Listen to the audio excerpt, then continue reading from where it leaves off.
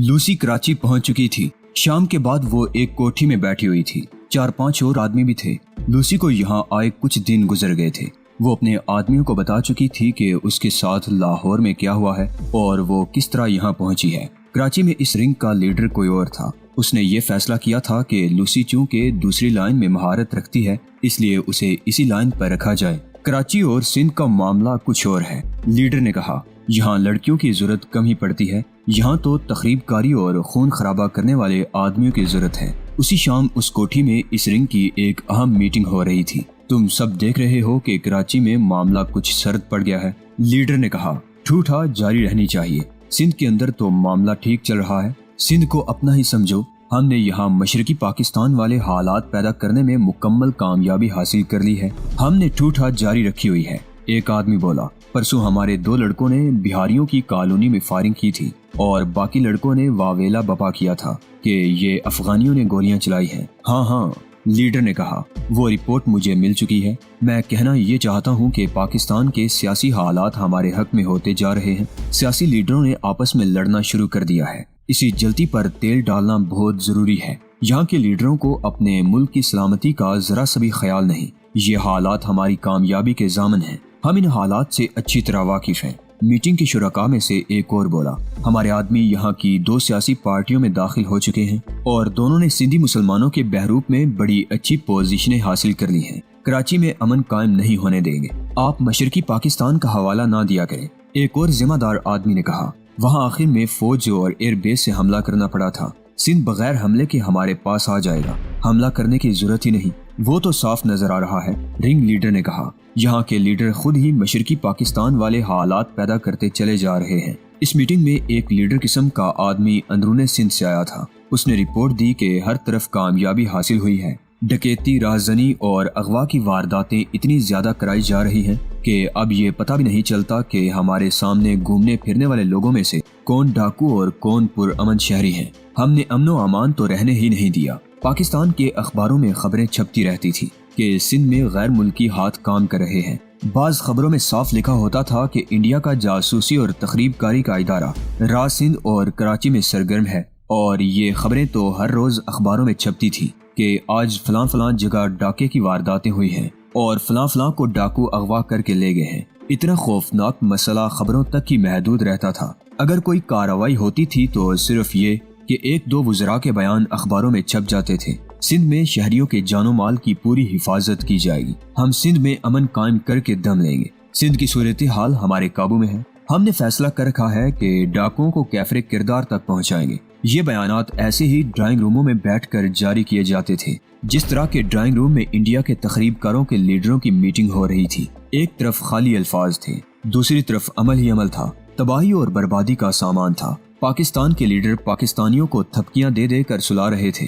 भारतीय लीडर पाकिस्तान की तबाही को तेज तर करने के लिए सरापाए अमल बने हुए थे। इन्होंने पाकिस्तान से अपने एजेंटों की एक फौज तैयार कर ली थी। वीना का बड़ा भाई अमजद उन दिनों अपने कारोबारी सिलसिले में कराची गया और एक होटल में ठहरा। अगले रोज वो एल्फिंस्टन स्ट्रीट में जा रहा था तो उसे एक कार में से लूसी एक आदमी के साथ निकलती नजर आई। अमजद कुछ दूर जाकर रुक गया और लूसी पर नजरें जमाए रखी। लूसी एक दुकान में चली गई। अमजद देखता रहा। उसे लूसी के निकलने का इंतजार करना पड़ा। लूसी कमोबेश आधे घंटे बाद निकली और उस आदमी के साथ कार में बैठ गई। अमजद ने टैक्सी ली और ड्राइवर से कहा कि फलां गाड़ी के पीछे चलो। टैक्सी ने लूसी की गाड़ी का ताक़ुब शुरू कर दिया। अमजद ने टैक्सी ड्राइवर को ज्यादा पैसों का लालच दिया था, इसलिए ड्राइवर बड़ी उस्तादी से गाड़ी का ताक़ुब कर रहा था, वरना कराची की ट्रैफिक में किसी गाड़ी का ताक़ुब कोई आसान काम नहीं होता। लूसी की गाड़ी शहर से निकल गई और कोठियों की एक कॉलोनी में दाखिल हो गई। कई मोड़ काट कर गाड़ी एक कोठी में चली गई। अमजद ने टैक्सी की रफ्तार कम करवा के कोठी का नंबर देख लिया और टैक्सी से कहा कि उसे वापस उसी जगह ले चले जहां से आए थे। मेजर उस्मान की हालत दिन ब दिन बिगड़ती जा रही थी। कभी उस पर ऐसी कैफियत तारी होती थी जैसे नशे में हो और कभी ऐसी जैसे नशे से टूटा हुआ हो। आमतौर पर उस पर गुनूदगी सी तारी रहती थी जिसकी सूरत ऐसी थी जैसे वो अपनी बीवी और बच्चों से उकताया हुआ हो और उनसे बेरुखी बरत रहा हो। कभी घर में आता तो जरा सी बात पर भी बिगड़ जाता और बीवी या बड़े बच्चे पर जो अभी 3 साल का था गुस्सा निकालना शुरू कर देता। वो जब गुस्से वाली मिजाजी कैफियत में होता था तो दूध पीते बच्चे के रोने पर भी भड़क उठता और बीवी को बेनक़्त सुनानी शुरू कर देता। اس گھر میں ایک منٹ گزارنا بھی محال ہے۔ بچوں کو تمیز سکھانا ماں کا کام ہے۔ اس گھر میں داخل ہونے کو جی نہیں چاہتا۔ یہ گھر جہنم ہے۔ اور ایسے ہی بے شمار تانے اور کوسنے تھے جو اس کی زبان پر چڑھ گئے تھے، اور جب اس کے مزاج میں چڑچڑا پن آ جاتا تو یہ الفاظ تیروں کی طرح وینا پر برسانا شروع کر دیتا تھا۔ پہلے وینا اپنے دفاع میں کچھ بولتی تھی، لیکن اس کا بولنا لڑائی جھگڑے کا باعث بن جاتا۔ میجر عثمان کچھ سمجھنے کے بجائے مشتعل ہو کر آگ بگولا بن جاتا، اور کبھی تو اس پر ایسا باولا پن طاری ہو جاتا کہ وہ وینا پر حملہ کرنے پر اترا تھا۔ لیکن اب وینا نے اپنے رویے میں یہ تبدیلی پیدا کر لی تھی کہ وہ عثمان کی ہر کڑوی کسیلی بات بلکہ گالیاں بھی سن کر پی جاتی۔ وہ سمجھ گئی تھی کہ اس شخص پر اس لڑکی کا جادو اس حد تک سوار ہے کہ اس کی شخصیت اور اس کی سوچیں بھی اسی کے قبضے میں ہیں۔ وینا نے اپنے رویے میں یہ تبدیلی اسی روز پیدا کر لی جس روز عثمان نے اسے غصے میں کہا تھا کہ تم اپنے گھر دفاع کیوں نہیں ہو جاتی۔ عثمان نے یہ بھی کہا تھا کہ تم میری زندگی سے نکل جاؤ تو مجھے روحانی سکون محسوس ہوگا۔ عثمان، وینا نے غصے کا جواب غصے میں دینے کے بجائے پرعزم لہجے میں کہا تھا، میں نے اگر اس گھر سے اور تمہاری زندگی سے نکلنا ہوتا تو کبھی کی نکل گئی ہوتی، لیکن عثمان، میں تمہاری اس حیثیت کو کبھی نہیں بھولوں گی۔ تم میرے بچوں کے باپ ہو۔ اگر تم اس اعزاز اور اس سعادت کو قبول نہیں کرتے تو میں تمہیں یہ کہوں گی کہ ہمت کرو اور مجھے اس گھر سے نکال کر دیکھو۔ بکواس بند کرو۔ عثمان نے دانت پیس کر کہا تھا، تم نہیں نکلو گی تو میں اپنے ہاتھوں سے تمہارا گلا گھونٹ کر تمہاری لاش گندے نالے میں پھینک آؤں گا۔ یاد رکھو عثمان، وینا نے متین سے لہجے میں کہا، میری جن باتوں کو تم آج بکواس کہہ رہے ہو، کل یہی باتیں تمہارے زخموں پر مرہم کا کام کریں گی۔ وقت آنے دو۔ یہ کہہ کر وینا دوسرے کمرے میں چلی گئی تھی۔ وہ اس روز کے بعد خاموش ہو گئی تھی۔ میجر عثمان نے اس کے ساتھ بڑھ بڑھ کر بدتمیزیاں، واہی تباہی اور تانے جاری رکھے تھے۔ وینا سمجھ گئی تھی کہ اس کے خاوند کو ہپناٹائز کر لیا گیا ہے۔ وہ اب خاوند کی بجائے خدا سے ہم کلام ہوتی تھی۔ وہ خاوند کی روز بروز بگڑتی ہوئی حالت دیکھ رہی تھی۔ اسے معلوم تھا کہ عثمان شراب بھی پیتا ہے، لیکن اس پر غنودگی کی جو کیفیت طاری رہنے لگی تھی وہ شراب کا نشہ نہیں تھا۔ وہ جب کبھی خوش باش گھر آتا تھا تو وینا سمجھ جاتی تھی کہ شراب پی کر آیا ہے، لیکن یہ غنودگی کسی اور ہی نشے کی تھی، اور یہ کوئی بہت ہی برا نشہ تھا۔ اس میں شگفتہ مزاجی کی بجائے ڈپریشن ہوتی تھی۔ اگر ڈپریشن نہیں ہوتی تھی تو مزاج میں غصہ بھر جاتا تھا۔ وینا روحانی اذیت میں مبتلا تھی۔ اس کی روح ناقابل برداشت عذاب کو برداشت کر رہی تھی، اور اس نے یہ صورتحال قبول کر لی تھی۔ لیکن جب وہ اپنے بڑے بچے کو دیکھتی تھی تو اپنے آنسوؤں کو نہیں روک سکتی تھی۔ بچہ باپ کو پہچانتا تھا۔ اسے معلوم تھا کہ یہ باپ ہے اور اس سے اسے پیار ملنا چاہیے، اور بچہ اپنا حق سمجھتا تھا کہ باپ اسے اٹھائے اور ذرا باہر گھما پھرا لائے، مگر باپ کی حالت یہ تھی جیسے اس نے اس بچے کو اپنا سمجھنا ہی چھوڑ دیا ہو۔ وینا کو یہ دیکھ کر بہت دکھ ہوتا تھا۔ وہ تعلیم یافتہ لڑکی تھی، جانتی تھی کہ جو بچہ پیار سے محروم ہوتا ہے اور جسے پیار کی بجائے دھتکار یا پھٹکار ملتی ہے، وہ اسی عمر میں ایب نارمل ہو جاتا ہے۔ اگر باپ مر چکا ہو تو ماں بچے کو یہ کہہ کر بہلا ہی لیا کرتی ہے کہ تمہارے ابو ہم سے ہمیشہ کے لیے جدا ہو گئے ہیں۔ وینا کو یہی غم کھائے جا رہا تھا کہ کپڑے لتے، کھانے پینے اور تعلیم کے لحاظ سے تو اس کے بچے کسی سے پیچھے نہیں رہیں گے، شہر کے بہترین اور ہائی کلاس اسکولوں اور کالجوں میں پڑھیں گے، لیکن باپ کے پیار اور باپ کی شفقت کی محرومی کی وجہ سے ان کی ذہنیت مجرمانہ ہو جائے گی، اور یہ اخلاق اور کردار کی بلندی پر نہیں بلکہ عمیق پستیوں میں زندگی گزاریں گے۔ وینا اللہ کے حضور رو رو کر یہی ایک دعا مانگا کرتی تھی، اللہ میرے بچوں کو ان کا باپ واپس دے دے۔ ایک رات عثمان گھر آیا، بچے سو گئے تھے۔ وینا جذباتی خلفشار میں الجھی ہوئی جاگ رہی تھی، ویسے ہی بچوں کے پاس لیٹی ہوئی تھی۔ دروازے کی گھنٹی بجی تو اس نے دروازہ کھولا۔ وہ عثمان تھا جس کے منہ سے السلام علیکم کے الفاظ بھی نہ نکلے۔ وینا نے السلام علیکم کہی تو عثمان چپ چاپ اس کے قریب سے گزر گیا۔ کھانا لاؤں؟ وینا نے کمرے میں جا کر رسمی طور پر پوچھا۔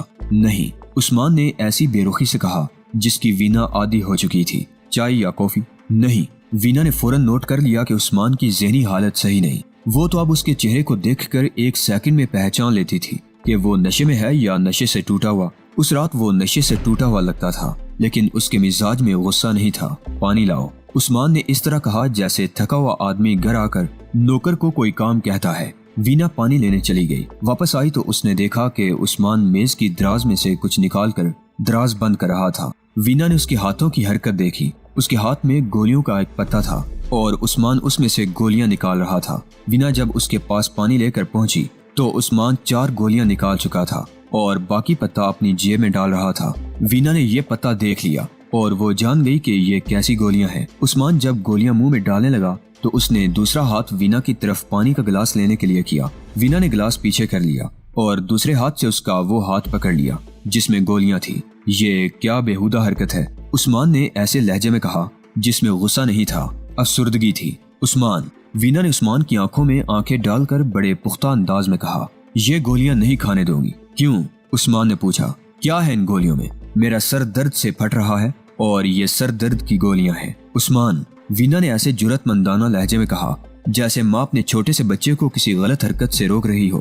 میں نے کہا ہے میں تمہیں یہ گولیاں نہیں کھانے دوں گی۔ باہر سے کھا کر آ جاتے تو ٹھیک تھا، کیا مجھے پریشان کر کے تمہیں خوشی ہوتی ہے؟ میں نے کہہ دیا ہے یہ گولیاں نہیں کھانے دوں گی۔ وینا نے کہا، کیا میں اپنے سر درد کا کوئی علاج نہ کروں؟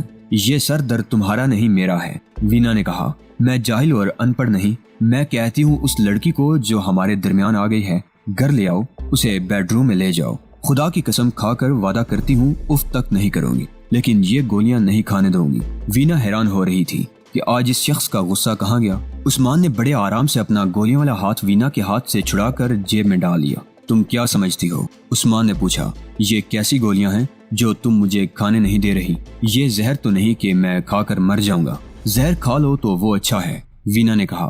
تم مجھ سے ہمیشہ کے لیے چھٹکارا پالو گے اور میں کچھ دن رو پیٹ کر چپ ہو جاؤں گی اور اس صورتحال کو قبول کر لوں گی کہ میرے بچے یتیم ہو گئے ہیں، لیکن تم وہ زہر کھا رہے ہو جو تمہیں مرنے بھی نہیں دے گا اور جینے بھی نہیں دے گا۔ تم ہر روز ایسی خودکشی کرتے ہو جو تمہاری دماغی صلاحیتوں اور جسمانی توانائی کو آہستہ آہستہ مار رہی ہے۔ میں جانتی ہوں یہ ٹرانکولائزر ہیں جو ڈاکٹر کسی مریض کو ذہنی سکون کے لیے دیتے ہیں اور کچھ لوگ یہ نشے کے طور پر کھاتے ہیں۔ مجھے آج پتا چلا ہے کہ تم غنودگی کی حالت میں کیوں رہتے ہو۔ میرا خیال ہے مجھے تمہاری نصیحتوں کی اور تمہارے فلسفے کی ضرورت نہیں، میجر عثمان نے کہا، اور بہتر یہ ہے کہ تم مجھے تنہا چھوڑ دو۔ کس چیز کی ضرورت ہے اور کیا غیر ضروری ہے یہ میں بہتر سمجھتی ہوں، اور میں تمہیں بتا دیتی ہوں میں تمہیں تنہا نہیں چھوڑوں گی۔ میجر عثمان پلنگ پر جا کر یوں بیٹھا اور لیٹ گیا جیسے گر پڑا ہو۔ وینا کو یہ خطرہ نظر آ رہا تھا کہ عثمان اس کی باتوں پر غصے میں آ جائے گا، اور چونکہ وہ نشے سے ٹوٹا ہوا ہے اس لیے ہر اوچھی حرکت کر گزرے گا۔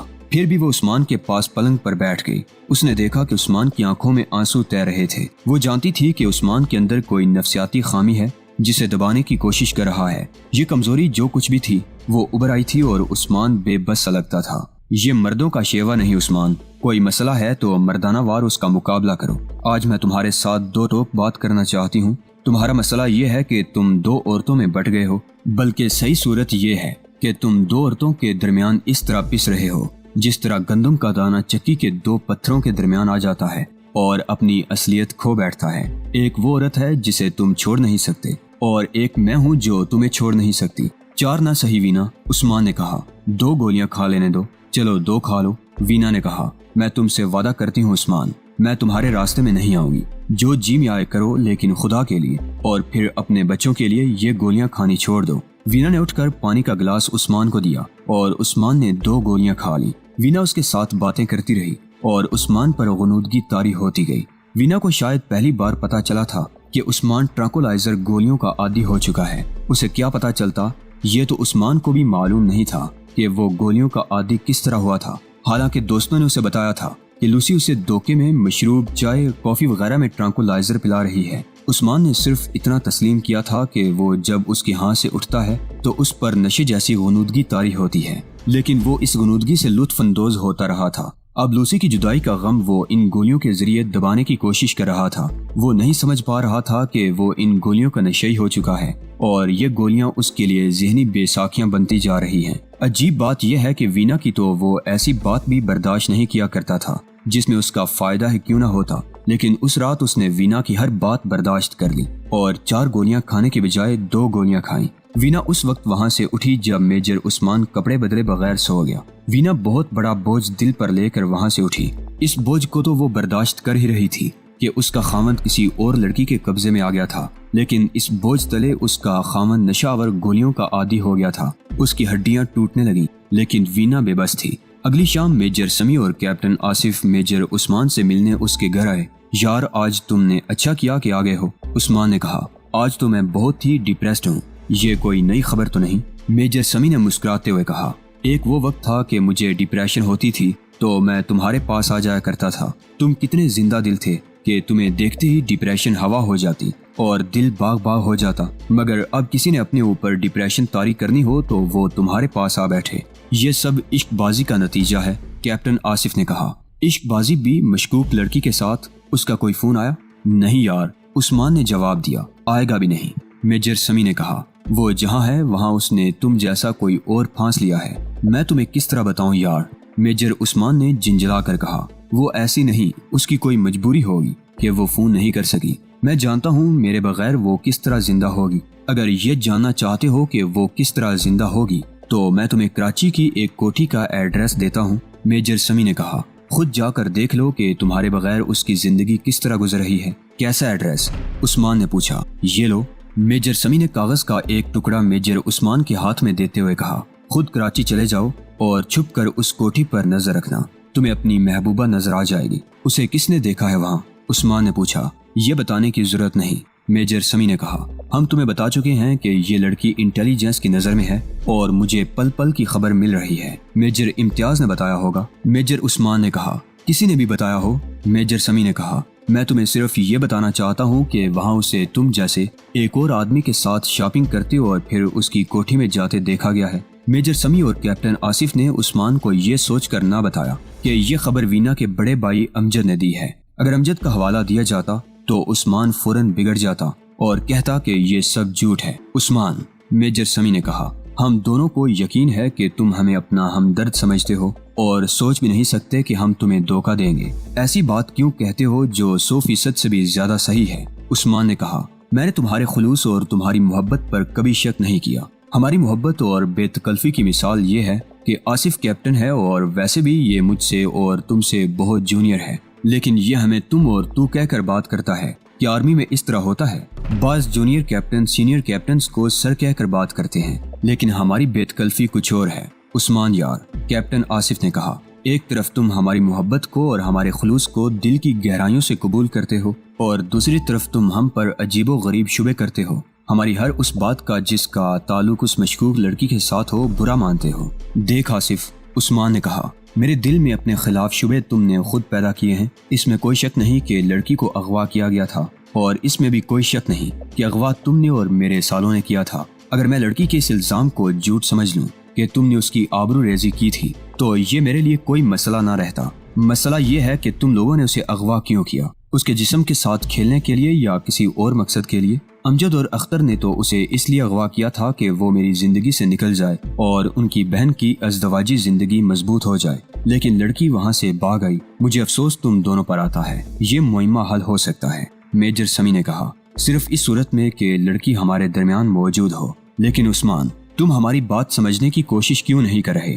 ہم بابی وینا اور تمہارے بچوں کو دیکھتے ہیں اور پھر یہ دیکھتے ہیں کہ تم ایک مشکوک لڑکی کے جال میں پھنسے ہوئے پاگل ہوئے جا رہے ہو، تو یوں لگتا ہے جیسے تم ایک سرسبز نخلستان میں جس میں شفاف پانی کا چشمہ ہے بیٹھے ہوئے تھے اور بیٹھے بٹھائے ایک شراب کے پیچھے چل پڑے۔ ہماری باتوں پر ذرا غور کرو۔ میں جاہل تو نہیں سمیع بھائی، میجر عثمان نے کہا، یہ نصیحتیں اور یہ لیکچر میں خود دوسروں کو دے سکتا ہوں۔ تم جو کہنا چاہتے ہو وہ میں بڑی اچھی طرح سمجھ سکتا ہوں۔ آج میں تمہیں اپنی ذہنی کیفیت بتانا چاہتا ہوں۔ عثمان کی آواز دب سی گئی اور اس نے سر جھکا لیا۔ سر اٹھایا تو اس کے دوستوں نے دیکھا کہ اس کی آنکھوں میں آنسوؤں کی نمی تھی۔ اس کے منہ سے سسکی سی نکلی، میرے پیارے دوستو، میری مدد کرو، اور اس نے پھر سر جھکا لیا۔